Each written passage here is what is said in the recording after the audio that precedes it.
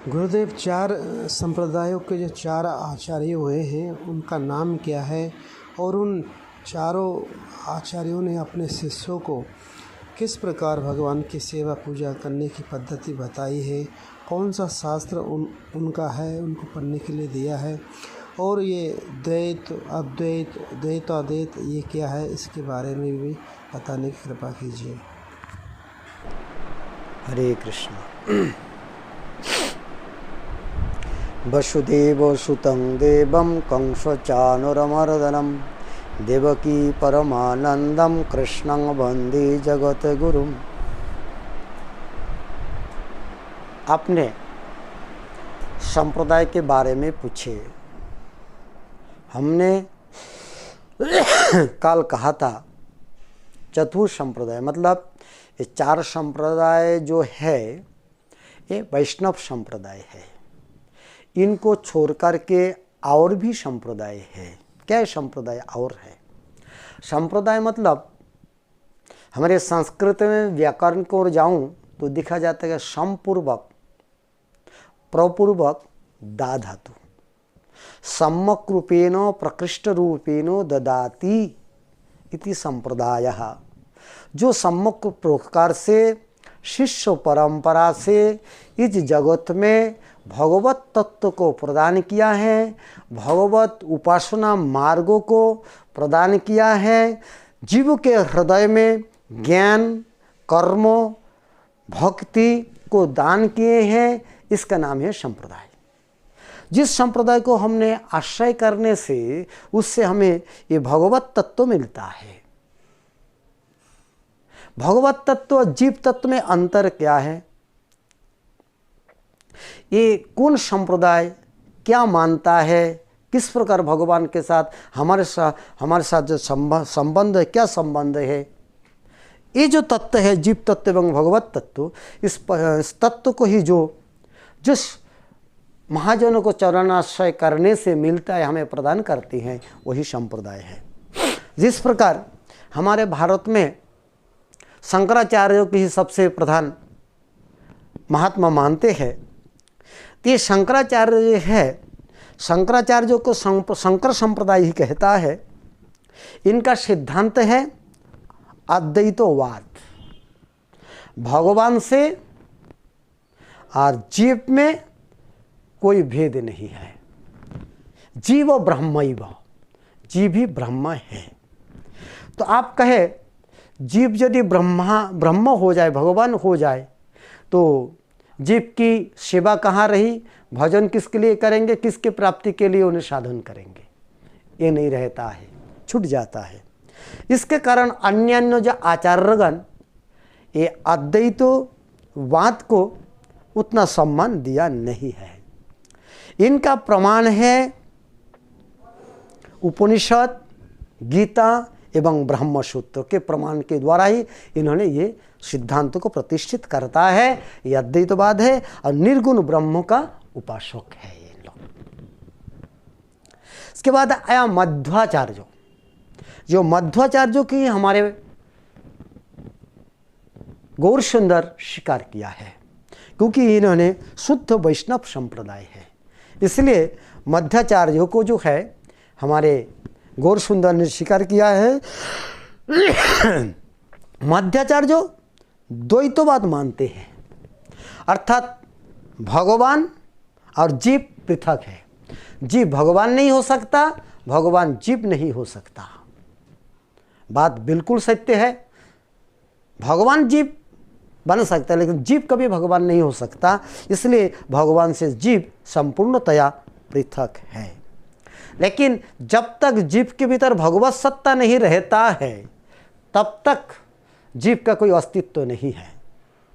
जीव कैसा ही भी हो, कौन भी हो, कोई भी हो, जब भगवत सत्ता भगवान जीव के भीतर रहता है तो भी जीव ऐसा कहलाता है। अहंकार भी करते, सब कुछ कर पाते हैं।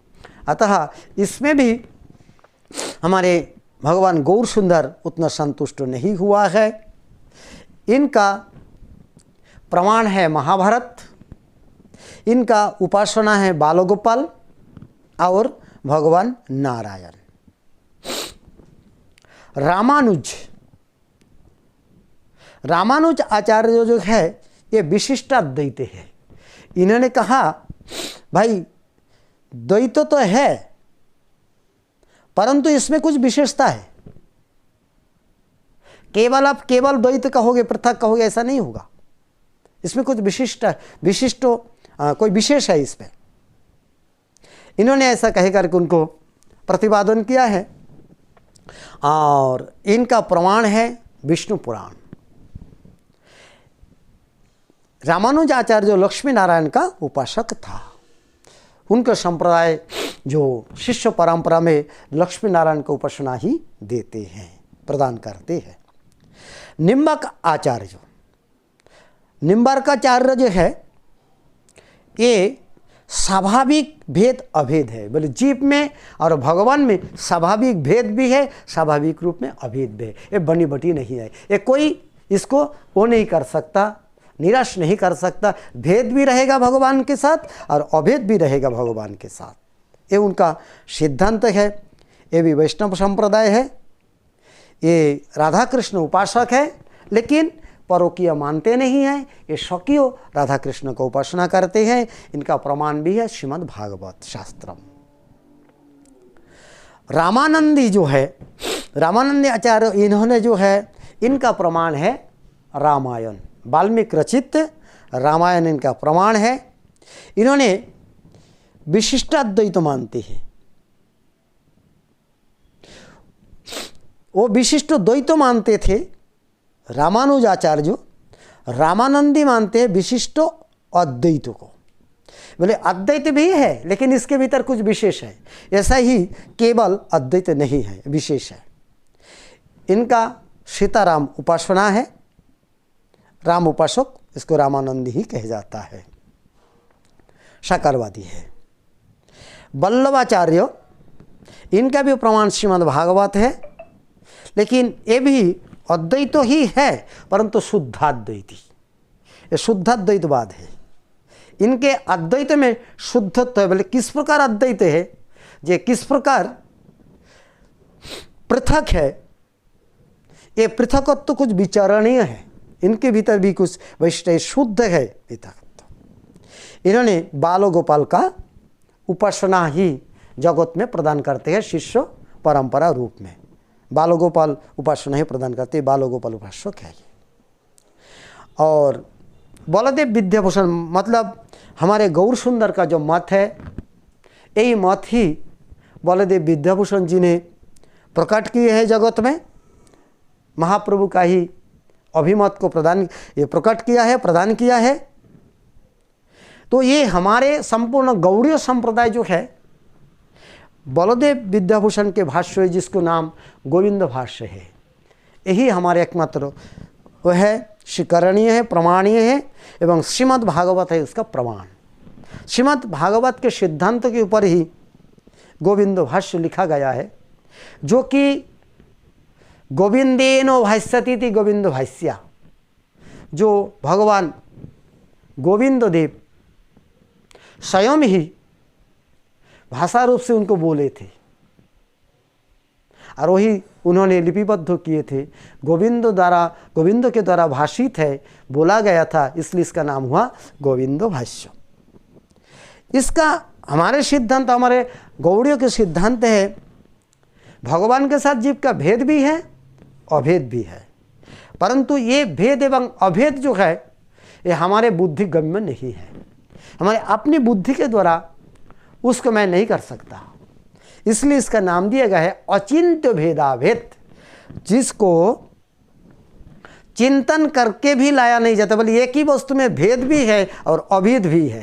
बोले ये कैसा हो सकता है? बोले हाँ हो सकता है, क्यों नहीं।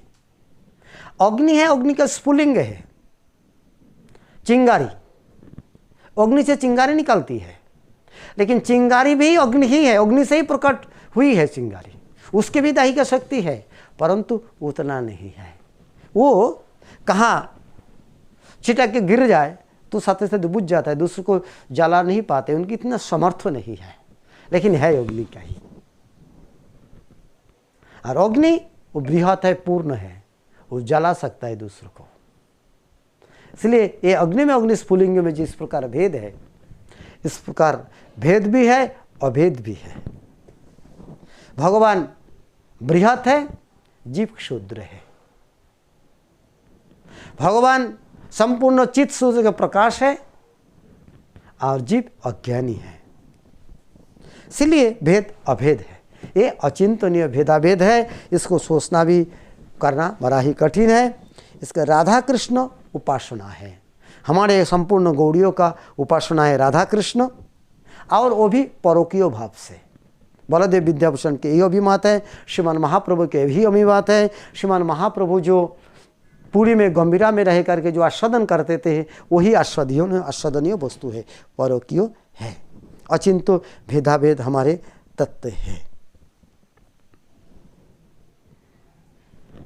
और भास्कराचार्य एक हुए। भास्कराचार्य कहता है औपाधिक भेदाभेद, ये उपाधि युक्त है। ये भेद अभेद, इसके भीतर कोई कारण है, कोई उपाधि है, इसलिए उपाधि युक्त भेदाभेद है। और उनका उपासना भी निर्गुण ब्रह्म का ही उपासना है। आगे हम लोग धीरे धीरे चलेंगे। जे हमारे महाप्रभु जो है, हमारे भक्ति संप्रदाय, गौड़ीय संप्रदाय, वैष्णव संप्रदाय में उन्होंने क्या दे के गया, किस लिए उस संप्रदाय में हम है, हमें क्या मिला है, क्या वस्तु हमें प्राप्त करना है, इस विषय में हम आगे आस्वादन करेंगे। आज हम यहाँ पे ही वाणी को विराम देते हैं। हरे कृष्ण।